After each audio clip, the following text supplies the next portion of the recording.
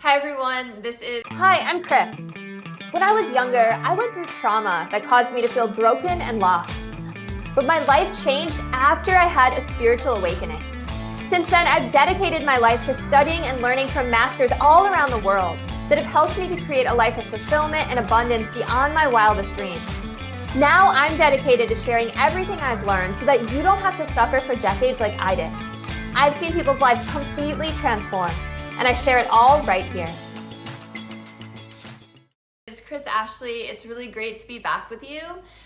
For those of you who have never followed my channel before, I teach all about how your thoughts create your reality and how simply shifting your mind can change the world you see around you. So today I'm going to talk about illness. So the beliefs that you have about yourself and the world and the thoughts that you think create the reality you live in. They quite literally shape the world you see around you, including the circumstances you find yourself in, the relationships you have with other people, your health, your success in your career, and so much more. And by changing your mind and adopting a new mindset and new beliefs and new thoughts, you can completely transform all of these circumstances and the world at large around you. Now, I wanted to start out by making that statement because it sets the context and the foundation for everything else we're going to talk about. Now, this is proven true time and time again throughout my life. And I believe it so deeply in my core. But I didn't used to think this way. I was an incredibly shy and insecure kid. I was super scrawny and got made fun of for my body all the time. And this impacted me so much that I didn't wear shorts for the better part of a decade. And I used to hide my body that I hated under really baggy clothing. I had crippling social anxiety, but I was also angry at the world. So when I was 12 years old, I went through trauma that severely impacted my life for a great many years afterwards. After surviving 4 years of sexual abuse at the hands of a family member, that truth, what had happened, got out to my large extended family. And I had a huge Italian family, right? Everyone was really tight-knit. Everyone was loud in each other's business. It's kind of like Big Fat Greek Wedding, but the Italian version. We even sang anytime we were around each other. Well, when they found out what had happened to me, the family completely split down the middle. So family members whom I had previously been really close with told me that they no longer loved me and I wasn't their family anymore. They left me voicemails, they wrote me letters, and I was just a young teenager.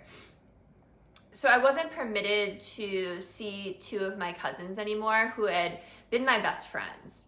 You know, one day we were inseparable and the next day they were like ghosts. And I have no idea to this day, I don't even know how many years later, decades later, I have no idea what they were told about what happened. I have no idea what their thoughts were. I have no idea at all. So the impact that had on me, I was left with PTSD. I had a horrible self-image. I had lots of negative emotions like guilt and anger that I didn't know how to cope with at the time. I didn't have the tools. And I had a lot of self-harming behaviors as well. I turned to drugs, I turned to cutting, I turned to anything to numb the pain that I was feeling.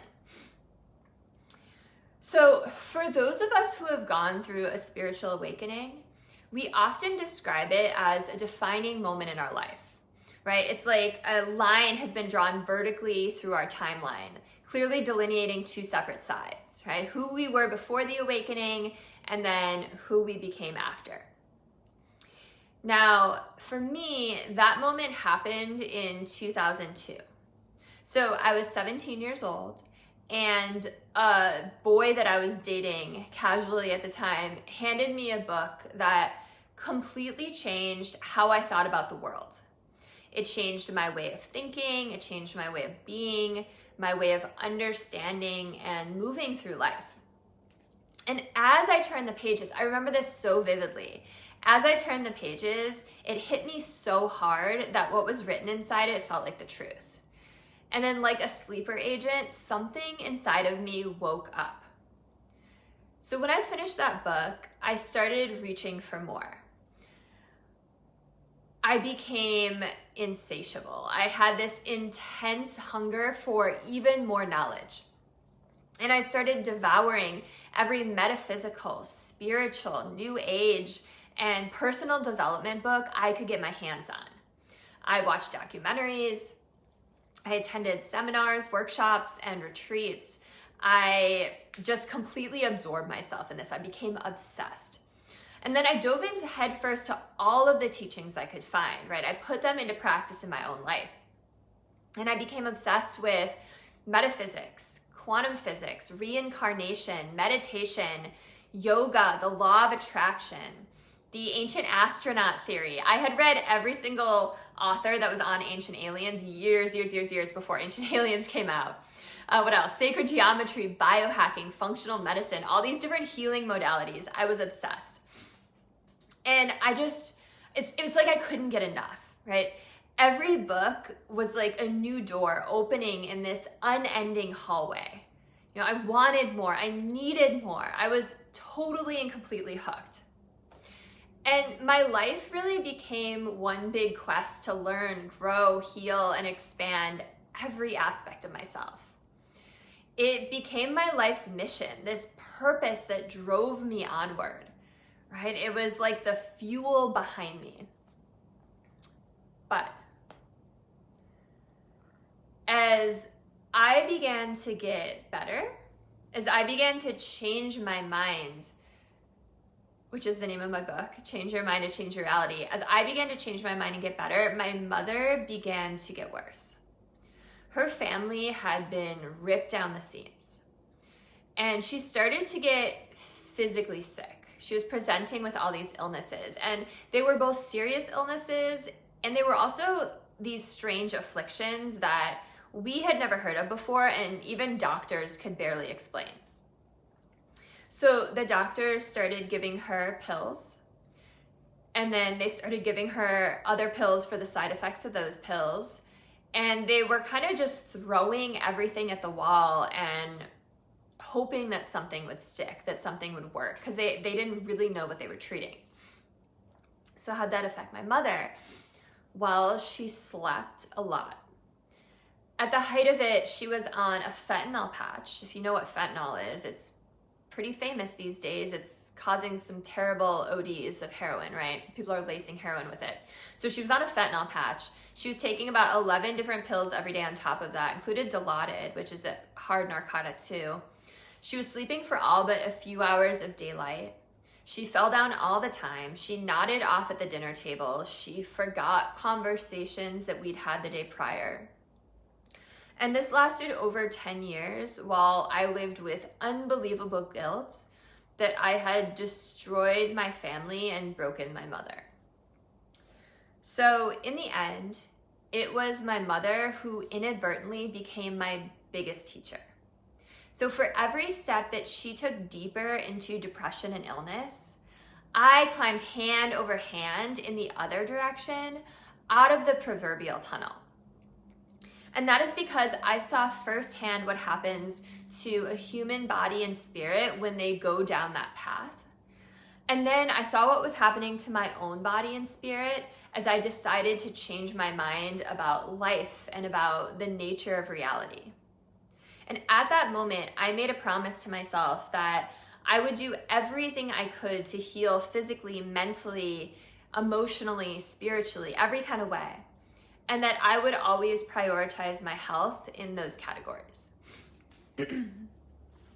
So to this day, in my free time, you'll still find me reading every book. You'll still find me trying every modality and attending every workshop that I possibly can, right? I believe that learning and growth should never be over.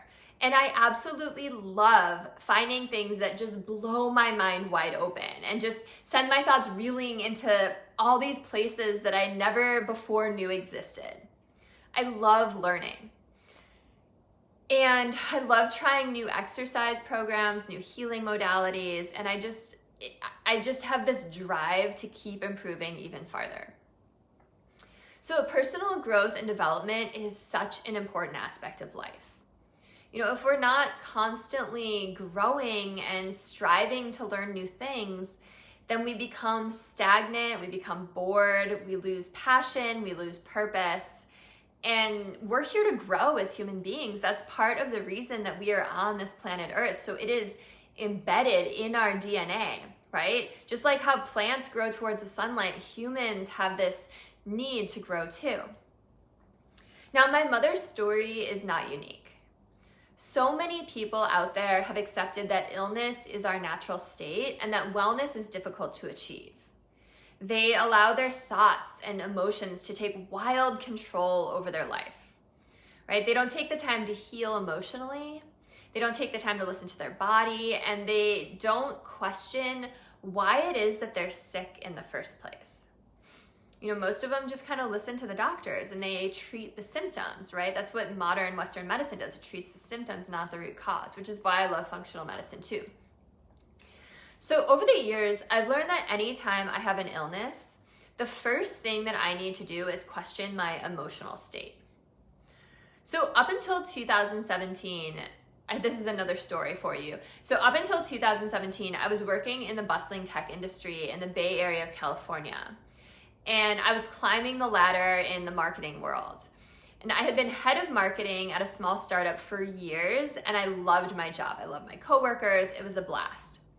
But then that company sadly lost its funding and it closed its doors. And I was totally devastated. But then I found another job, as we do, right? This time as head of digital marketing at a larger startup that was well-funded. And the commute was great, right? It was closer to my house. It was 15 minutes away. It was in the Jack London neighborhood of Oakland. And if you're familiar with the Bay around Oakland, there's these iconic Oakland cranes that George Lucas used as inspiration for the AT-AT walkers in Star Wars. So I could see those. I could just leave the office and take a little stroll along the water. It was beautiful. And I had this great 6-figure paycheck. So on paper, everything was looking great, right? But inside, I was reeling. I was screaming. I started having panic attacks every single night, but I had no idea what they were from. Finally, other physical issues started to pop up, and my good friend, who's a functional medicine doctor, did a bunch of tests on me, and he found out that I had Hashimoto's, which is an autoimmune system where your immune system attacks your thyroid gland. So during that time, I had also decided to take yoga teacher training. I love yoga. So during the week, I would go to my job, and then I spent every Friday evening, all day Saturday, all day Sunday at yoga teacher training. And I remember from the moment I walked into TT that first night, I felt at home. I had that feeling, right? Like I was right where I was supposed to be, where I belonged. And I was surrounded by like-minded people, and we were learning about pranayama and chakras and trying all types of yoga and meditation, and everyone was open and vulnerable and was doing the hard inner work, and I could talk about all the things I love to talk about. And it was really beautiful. But then the dreamy weekend would end, and I would be back at work on Monday, and I'd be having panic attacks again. And the next weekend, I would kind of just be this cycle. Like I would wait till the next weekend to roll around. And in the meantime, I would be miserable and I'd be stressing the fuck out, right? So when the Hashimoto's disease diagnosis came, it kind of just clicked, right? I knew it was a sign that I wasn't where I was meant to be, doing what I was meant to be doing. It kind of felt like the universe had been like poking me with the panic attacks. Like, hey you, like, hey, you're not on the path you're meant to be on. But I just ignored it, right? Because I didn't understand what was happening. So the universe took me by both shoulders and just shook me so hard until I couldn't ignore the message anymore. And I think this happens with a lot of us, right? Like sometimes the universe wants you to move in the direction that you're meant to move in and discover the path that you're meant to discover. And if you're not moving that direction, it will make things so uncomfortable and painful on your current trajectory that you have no choice but to move. So how many people can relate to that?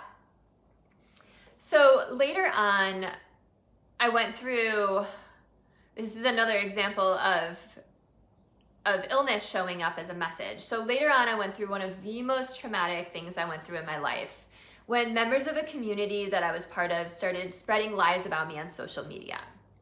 So the people who posted about me created this invisible filter that distorted everything I had said and done and then flipped it to fit this narrative that they were telling. Friends who knew what those people were saying was untrue did not stand up for me. And then other people who had told me how much I had changed their life and how grateful they were for me, literally just months earlier, weeks earlier in some cases, were now liking these posts and resharing these posts that were libeling me. And essentially all these people were rewriting their experience. And it was one of the strangest things I've ever watched unfold. It was truly like witnessing a live psychology experiment. And the whole thing was really traumatic. I felt publicly humiliated and attacked, but I also felt silenced, right? Because they had disabled comments so that I couldn't defend myself, and people were just dogpiling, right? It was like this bandwagon effect. People who had never even met me before were helping spread these lies by resharing the posts, and it was infuriating and it was frustrating, and I felt unsafe. Like I feared for my own safety and for my family's safety. I didn't know how stable some of these people were. And for a while, the whole experience completely robbed me of my joy, stripped me of my confidence, and really destroyed my trust in other people. I was angry, I was traumatized, and I didn't know whom to trust. I just wanted to get away from everyone. And my adrenals were in fatigue from all of this stress. And that sent me into a Hashimoto's flare-up. And from that, I started rapidly gaining weight. So I was in this really, really dark place. Now, if you know anything about chakras, then you know that the throat chakra is associated with the ability to speak your truth, right? And of course, the thyroid gland is that little butterfly-shaped gland that sits right at the front of your neck. So I believe my thyroid was so effective because I had been silenced, right? I couldn't speak my truth. The job that I had been working at during that time, I also felt silenced in. So the trouble with my thyroid had already started brewing underneath the surface. And then that happened and it just kicked it into overdrive. So in addition to the weight gain being caused by Hashimoto's flare-up, I realized eventually that it was also this unconscious attempt to insulate myself, literally insulate myself from the attacks. And once I did end up healing emotionally, the weight quickly melted off with no effort on my part. It just was gone because I didn't need that padding, that layer around me anymore to keep me safe from these attacks. And then last example that I'll give you from my own life, I used to get these really bad tension headaches. They started when I was working in the tech industry startup. And I thought that it was because I sat at a computer all day. And they were so debilitating. I would get them several times each month, and they would last for around 5 days at a time. And literally nothing would make them go away. I would get a chiropractic adjustment like 3 times a week. I would get acupuncture every week. I would go do a Goscu, which is this amazing type of physical therapy for pain. I would take Advil or Tylenol. I would use ice. I would use heat. And all of those things on an ongoing basis would kind of sort of dull the pain enough to get me to a place where I could kind of sort of function. Honestly, it was awful. And all these various practitioners that I was going to, because I was going to all these people trying to get help, they were telling me that it was likely caused by clenching my jaw, which I would do sometimes throughout the day without even realizing it. And this went on for about 7 years. So when I ended up leaving the tech industry to become a yoga teacher, the headaches improved, but they didn't totally go away. So my theory of sitting at a computer all day didn't fit, right? So in my mind, I switched it to, it's anytime I'm looking at my phone for too long, right? It must be this ergonomic thing. Or anytime I clench my jaw for too long. And I kept thinking it was from these things. And it wasn't until I had a QHHT session, which is Dolores Cannon's quantum healing hypnosis, and the practitioner asked my higher self while I was under hypnosis what was causing my headaches, that I got a real answer. And the answer I received was that they were caused by getting too wrapped up in the emotions of this planet and the human experience. And I was told by my higher self under hypnosis that I needed to stop letting people and things get to me and focus more instead on my mission on this planet. And I remember the practitioner being like, I'm hearing like it's almost like there's so much emotion built up that there's pressure inside your head. And I was like, yeah, that kind of fits, you know? And to me, that really translated into stress, right? And I started thinking about when the headaches started. And they started at this specific time, and within a month or two, Shane and I had gotten married. We had bought and moved into a new house, and we had both started new jobs. And these had all been really, really positive things, but it had been a really stressful time in our lives, right? There was a lot going on. And then the next several jobs that I had were really high stress. So I had started to believe that the headaches were caused by sitting at my computer looking at my phone for long periods of time. So anytime I did those things, a headache would show up, right? I would manifest a headache. It was a self-fulfilling prophecy. And this was just such an aha moment where I realized that I was causing them. So since then, I've started to pay attention to whenever headaches do surface, and they're always completely out of the blue. Seemingly out of the blue, that is. So whenever I feel one coming on, I just make an effort to relax my shoulders. I relax the muscles in my face. I take a few deep breaths. I notice what emotions I'm feeling, what thoughts I'm thinking, and what's going on in the rest of my body. So sometimes I had just spent a lot of time on my phone and I started thinking that old paradigm that I'm going to give myself a headache. Other times I'm feeling stress or frustration or anger or worry, and it's causing tension of some kind in my body. Like oftentimes I feel my thighs, my glutes, and my hips like clench up. And in a way, it almost forms this barrier where it keeps this emotion locked inside me, and then it creates all this pressure in my head, and that's where I end up feeling it. So I focus on really feeling all of these emotions and releasing them. And since I've started doing this, every single time I've been able to successfully stave off a headache. Now these used to last 5 days, and now I can just get rid of them. It's completely changed the quality of my life. I mean, that's an understatement that it's changed the quality of my life. So this is all to say the only person who can really cure you is you. You create your own circumstances. Since you chose them, you can change your mind and unchoose them too. Decide that healing is more appealing than illness. And rather than focus on your illness, focus on visualizing and feeling a life of health and vitality. You know, be that person who has a great attitude no matter what life throws their way. And this isn't spiritual bypassing. It's not denying that something's going on, but it's choosing to focus on a positive rather than a negative. Because what you believe will cure you is what will cure you. But you have to make up your mind that you want to heal, right? You have to have the intention of healing. So if you believe Western medicine is what will help you and cure you, then you're much more likely to heal after you take a pill or undergo surgery. If you believe a vegan diet can cure you, then it can. If you believe Chinese medicine will cure you, then it will. But you don't really need anything outside of you, right? It's your belief system that allows that to happen. That's why the placebo effect is so powerful, right? Your body is responding to your thoughts and your beliefs. So I hope these little personal stories from my life kind of opened your mind and made you think, there's some things that have happened in my life or some things I'm going through that maybe I'll just shift my thinking around. And yeah, there's some really great resources out there. I know Julia Cannon has a great book called Soul Speak about how different parts of your body give you different messages. Like if you have pain in your feet or ankles, you're not moving in your desired direction, or if you have, like swelling, you're not letting your emotions flow freely or letting them go, things like that. But you have everything you need. Again, you have your own intuition. And that's why I've made a video about this before, but you can still be spiritual and get Western medicine. You can still be spiritual and undergo chemo. You can still be spiritual and get eye surgery, right? It's your beliefs.